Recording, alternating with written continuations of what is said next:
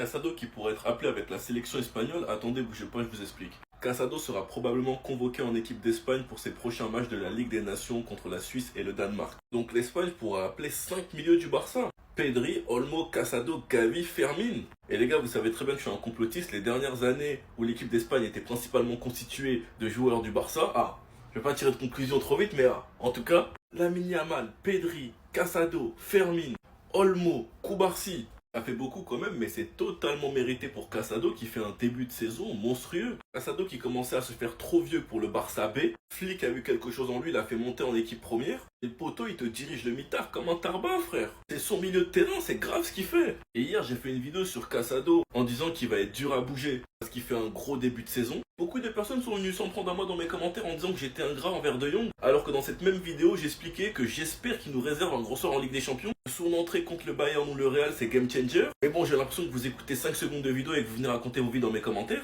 J'explique juste que Casado est très fort et que ça va être dur de le bouger, c'est tout. Enfin bref, sinon vous les gars, vous en pensez quoi? Nous sur Snap Instant, on s'ennuie. Tu bootes sur le but du 3-0, doublé d'Olmo, mais tu sais que pour l'instant tu le sautes pas. Le début de saison que Casado est en train de faire, et surtout avec l'entrée que t'as fait, tu peux continuer à bouder parce que t'es pas titulaire. L'entrée de De Jong, les gars, j'arrive pas à comprendre, j'arrive pas à y croire. J'espère que c'était parce que t'étais pas en forme ou que t'étais fatigué ou que tu nous réserves un grand soir en Ligue des Champions. Comme t'as pu nous le montrer avec ta bonne entrée contre le Bayern ou ta superbe entrée où t'as été game changer contre Madrid, mais ce soir on t'a pas compris. On a clairement vu la différence d'impact entre Casado et De Jong. Comme quoi les gars, les places vont réellement se jouer au mérite, surtout avec le début de saison stratosphérique de la part de Casado, qui stat en plus. Ce soir il fait une passe D, et il l'a fait aussi contre le Bayern, et c'est toujours pour le même, c'est Rafinha. La connexion qu'il a avec Rafinha, elle est unique. Et quand on voyait la concurrence qu'il y a entre Casado et De Jong, certains veulent réellement me faire croire que Araujo va venir comme ça de blessure et qu'il va devenir titulaire, sans montrer qu'il est meilleur que les autres, avec l'énorme début de saison de cette paire-là,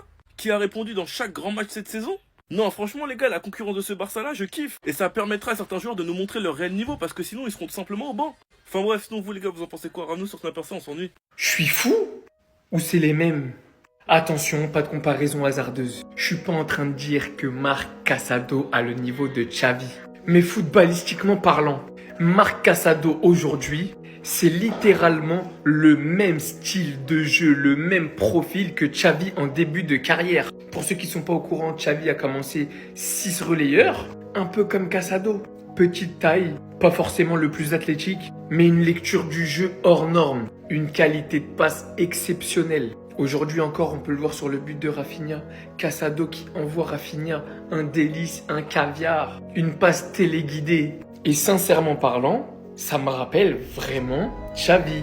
Il a le même style de jeu, le même style de dribble, le même style de lecture du jeu, le même style d'anticiper le jeu pour défendre. Assez bas sur le terrain, mais qui a un impact offensif monstrueux rien que par la passe. On a la meilleure concurrence du monde en ce moment, c'est magnifique. Mais la vraie question c'est, que faire de De Jong, que faire de Gavi si Marc Casado reste à ce niveau et Pedri aussi? Je sais pas ce que vous en pensez, dites-moi en commentaire. Mais qu'est-ce que ça fait du bien d'avoir des problèmes de riches?